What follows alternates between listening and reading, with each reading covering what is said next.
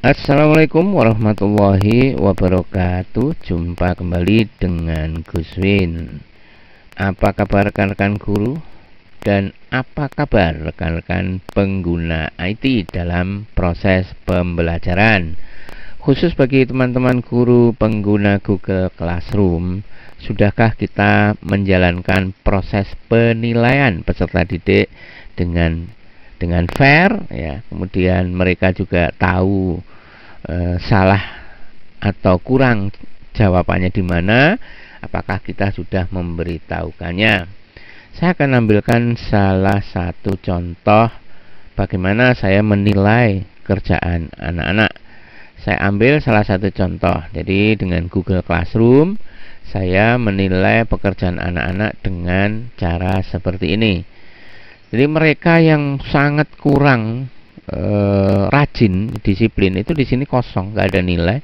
Yang ada 100-100 ini sebenarnya ada nilainya ya. Ini yang nilainya kebetulan yang ini saya taruh di form terpisah ya, tidak saya kembalikan.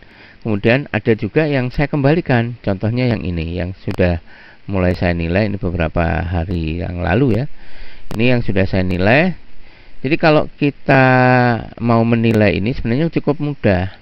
Mereka yang sudah ada angka 100-100 ini mereka sudah mengumpulkan, tinggal kita menilainya. Jadi kan strip 100, artinya nilai maksimum 100 tapi belum dapat nilai. Kalau yang ini langsung muncul, ini bisa juga koreksi manual. Maksudnya manual ya saya koreksi secara online, tapi soalnya urean biasanya begitu. Kalau soal pilihan ganda biasanya saya menggunakan media online seperti Quizzes, dan kalau yang seperti itu nilai langsung muncul. Kita bisa lihat di sini sebenarnya ini soalnya berbentuk apa. Kita bisa buka saja di sini. Oh, ini ternyata adalah manual dan sudah saya nilai. Ini ya, ini ada berkas-berkas yang dikumpulkan mereka.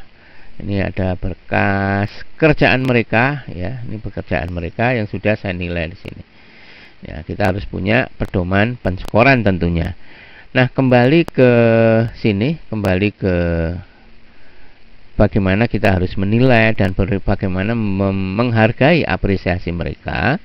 Jadi setelah kita lihat seperti ini, yang sudah mengumpulkan tugas, katakan yang ini ya, maka kita buka aja pekerjaan mereka. Ini kita buka pekerjaan mereka. Ternyata dia untuk ini ada berkasnya 2 lembar. Ini ya, ada berkasnya 2 lembar. Ini ada 2. Kita buka misalnya salah satu dulu. Setelah itu kita periksa dengan membacanya, membaca jawaban dia. Kemudian kalau ada salah kita bisa memberi notifikasi, memberi catatan kecil di sini dengan cara di blok begini, maka kita tuliskan catatan kita. Kenapa? Salahnya di mana? Harusnya seperti apa? Setelah itu kita kembalikan. Mereka akan senang banget ya. Senang banget. Jadi setelah ini kita beginikan, kita kasih notifikasi, nanti di sini akan muncul dikembalikan. Artinya bukan dia suruh ngerjakan kembali, tidak. Setelah kita nilai, berkas ini kita kembalikan ke anak-anak seperti buku tulis yang ditumpuk di meja kita. Dari buku tulis ditumpuk di meja kita koreksi, kemudian kita kembalikan ke anak-anak. Seperti itulah.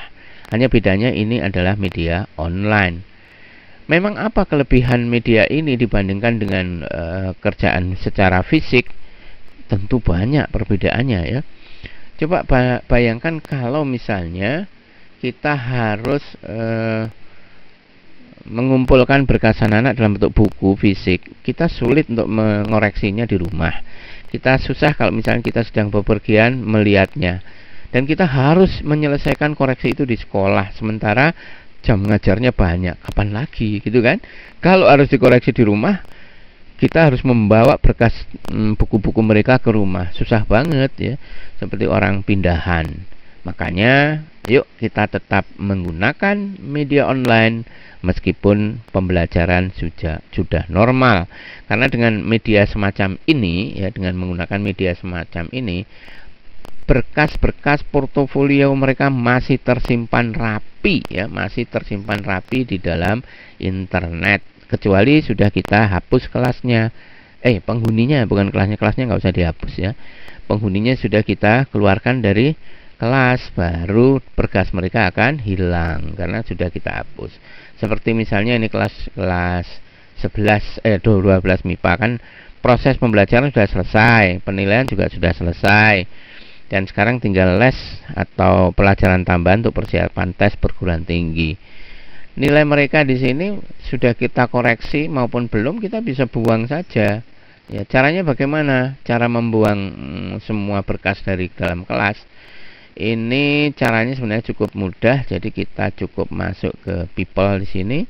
Ya, ini anggota kelas di MIPA 1 27 anak ini. Kita checklist di atas ini. Kemudian actionnya ini kita ambil, ini kita hapus, ya, kita remove. Maka seluruh anak dari kelas itu hilang, termasuk berkas-berkasnya sudah kita buang. Oke, sudah tidak ada, ya, penghuninya sudah tidak ada, berkasnya juga sudah kosong. Bahkan guru yang di dalam di sini ada wali kelas, ini kita bisa keluarkan juga dari kelas. Kemudian guru pendamping di kelas ini yang di atas ini pemilik kelas, ya. Ini guru pendampingnya juga bisa kita keluarkan dari kelas. Selesai, dan kita siap memasuki tahun ajaran baru dengan penghuni baru. Penghuni baru kita undang, cukup membagikan kode kelas ini, ya. Kode kelas ini kita bagikan di medsos, di WhatsApp misalnya. Kemudian anak-anak akan secara otomatis bergabung, masuk lagi di sini, ya, sejumlah kelas yang kita undang dan sudah bergabung. Jadi sekali lagi, jangan pernah meninggalkan pekerjaan koreksi meskipun ini online. Jangan sampai kita mendolimi anak-anak dengan tidak mengembalikan tugas mereka, tidak memberitahu kesalahan mereka di mana. Jadi marilah semuanya kita buat mudah, ya. Teknologi bukan mempersulit tapi memudahkan.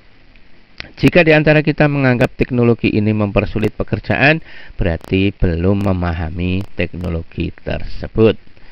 Terima kasih sudah menonton, dan bantu untuk subscribe bagi yang baru menemukan channel ini. Dan bagi teman-teman yang sudah subscribe, like, dan berikan komentar. Barangkali ada hal-hal yang kita bisa diskusikan bersama. Sampai ketemu di topik yang lain. Assalamualaikum warahmatullahi wabarakatuh.